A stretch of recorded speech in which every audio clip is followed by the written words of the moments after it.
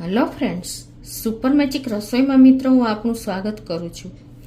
આજે હું ટ્રીક અને ટિપ્સ તમારી સાથે શેર કરું છું। તો તમને ચોક્કસ મિત્રો આ વિડીયો કિચનને કનેક્ટેડ છે તો ઉપયોગી થશે। ગમે તો લાઈક કરજો, શેર કરજો અને સબસ્ક્રાઈબ કરવાનું તો હવે ભૂલતા જ નહીં। અને મિત્રો બાજુમાં રહેલું બેલ આઇકનને પણ પ્રેસ કરજો જેથી કરીને લેટેસ્ટ વિડીયોની માહિતી તમને મળતી રહે। તો ટિપ્સમાં એવું છે કે મિત્રો જ્યારે આપણે ધાણા ભાજી લઈ આવે છે ને ત્યારે મોસ્ટ ઓફ શું પ્રોબ્લેમ આવે છે ખબર છે કે આપણે એને લાંબો ટાઈમ સુધી સારી નથી રહેતી, ફ્રીજમાં રાખીએ ને તો પણ સારી નથી રહેતી। તો એના માટે શું કરવાનું કે આપણે ધાણા ભાજી લઈ આવીએ ત્યારે પહેલાં તો એને એકદમ નીટ એન્ડ ક્લીન કરી લેવાની, વચ્ચેથી ખરાબ પાંદ હોય એ કાઢી જ નાખવાના, નહીંતર એ જે ખરાબ પાંદ હોય છે ને એ જ આપણી ધાણા ભાજીને બગાડવામાં મોસ્ટ ઓફ એનો કોન્ટ્રીબ્યુશન હોય છે। એટલે આ રીતે તમારે એને વચ્ચેથી ખરાબ પાન લઈ અને પછી હવે તમારે આને 10 થી 15 દિવસ કે 20 દિવસ સુધી આવીને આવી એકદમ લીલી છમ રાખવી હોય ને તો એના માટે તમારે હું આજે આઈડિયા શેર કરું છું કે તમારે શું કરવાનું છે કે એક ધાણા ભાજી ક્લીન કર્યા પછી તમારે આપણે જે ટી બેગ આવે છે, કોઈ પણ ચાની જે બેગ આવે છે ને ગ્રીન ટી એ લઈ લેવાની છે અને એને તમારે આ રીતે આગળ બતાવું, અંદરથી પેકેટ કાઢી અને પછી તમારે આ ટી બેગ જે હોય છે ને એને તમારે આ રીતે કોથમીર જે આપણે ધાણા ભાજી હોય ને એની વચ્ચે આ રીતે રાખી દેવાની છે, આવી રીતે। અને પછી તમારે કાગળમાં કે આપણે જે નેપકિન, પેપર નેપકિન હોય ને એમાં પેક કરી દેવાની છે આ રીતે, કોઈ પણ એરટાઇટ કન્ટેનર હોય એમાં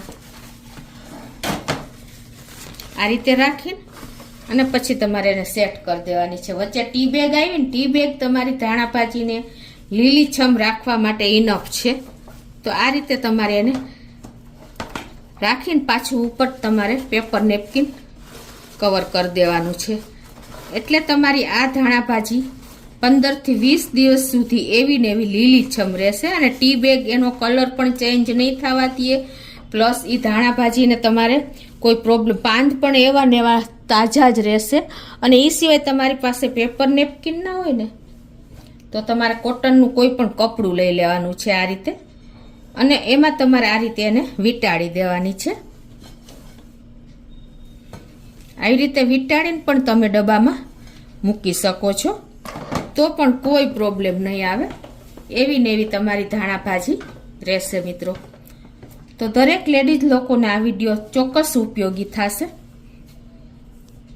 પછી તમારે આ રીતે કન્ટેનરમાં રાખી અને પછી ઢાંકણ બંધ કરીને અને આને તમારે ફ્રીજમાં રાખી દેવાની છે, એટલે લાંબો ટાઈમ સુધી 15 થી 20 દિવસ સુધી તમારી ધાણા ભાજી આવીને આવી ફ્રેશ રહેશે। હવે ધાણા ભાજીને સાચવવા માટેની બીજી ટ્રીક તમારી સાથે શેર કરું છું કે ધાણા ભાજી લઈ આવ્યા પછી એને નીટ એન્ડ ક્લીન કરી લેવાની અને પછી તમારે ધાણા ભાજીને આવી રીતે ક્લીન કર્યા પછી વચ્ચે એક સ્પૂન રાખી દેવાની આ રીતે અને પછી તમારે આ રીતે એને ધાણા ભાજીને સરખી સેટ કરી લેવાની અને પછી તમારે આ રીતે પેપર નેપકિનમાં કે કોટન કપડામાં રાખી અને આ રીતે એરટાઇટ ડબ્બામાં રાખી દેવાની છે।